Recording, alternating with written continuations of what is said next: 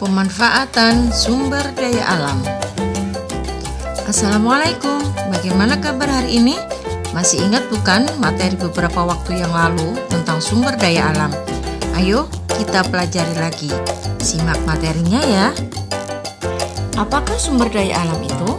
Sumber daya alam atau yang biasa disingkat SDA adalah segala sesuatu yang berasal dari alam yang dapat digunakan untuk memenuhi kebutuhan hidup manusia.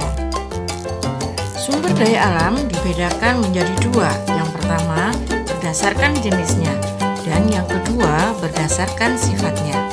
Sekarang kita mempelajari sumber daya alam berdasarkan sifatnya. Sumber daya alam berdasarkan sifatnya dibagi juga menjadi dua, yakni sumber daya alam bisa diperbarui dan sumber daya alam tidak bisa diperbaharui. Sumber daya alam yang dapat diperbaharui adalah sumber daya yang tidak akan habis walaupun digunakan terus-menerus. Contohnya, air, tanah, udara, hewan, serta tumbuhan. Sumber daya alam tersebut dimanfaatkan untuk memenuhi kebutuhan hidup manusia. Misalnya, pemanfaatan hewan untuk diambil daging, telur, susu, maupun tenaganya. Selain sumber daya alam yang dapat diperbaharui, masyarakat Indonesia juga memanfaatkan sumber daya alam yang tidak dapat diperbaharui. Apakah sumber daya alam yang tidak dapat diperbaharui itu?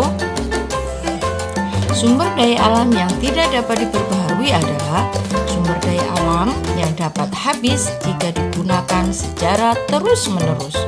Contohnya, barang-barang tambang seperti batu bara, timah, bauksit, minyak bumi, dan nikel. Pemanfaatan sumber daya alam yang tidak dapat diperbaharui dilakukan melalui kegiatan penambangan. Kegiatan penambangan biasanya dilakukan di daerah perbukitan, sungai, dan lepas pantai.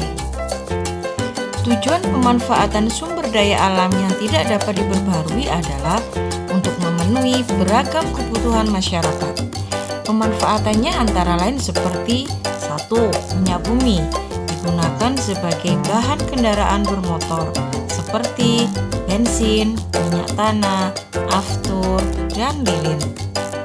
Yang kedua, batu bara sebagai bahan bakar lokomotif. Yang ketiga, biji besi digunakan sebagai bahan pembuatan peralatan rumah tangga seperti sendok, garpu, dan sudik. Yang keempat, marmer digunakan sebagai bahan bangunan untuk lantai dan dinding.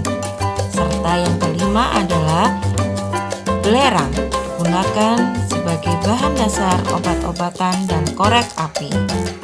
Yang keenam, nikel digunakan sebagai bahan pelapis besi agar tidak cepat berkarat. 7. Bauksit digunakan sebagai bahan dasar pembuatan aluminium untuk panci dan wajan. Kedelapan, emas dan perak digunakan sebagai bahan pembuatan perhiasan seperti cincin, anting, dan gelang. 9. Gas alam digunakan sebagai bahan bakar untuk kompor gas. Serta yang ke-10 adalah pasir kuarsa, bahan dasar pembuatan benda pecah belah seperti kaca dan gelas. Demikianlah materi hari ini. Semoga bermanfaat ya nak. Dan jangan lupa kerjakan tantangan yang diberikan Ustazah kali ini. Selamat belajar.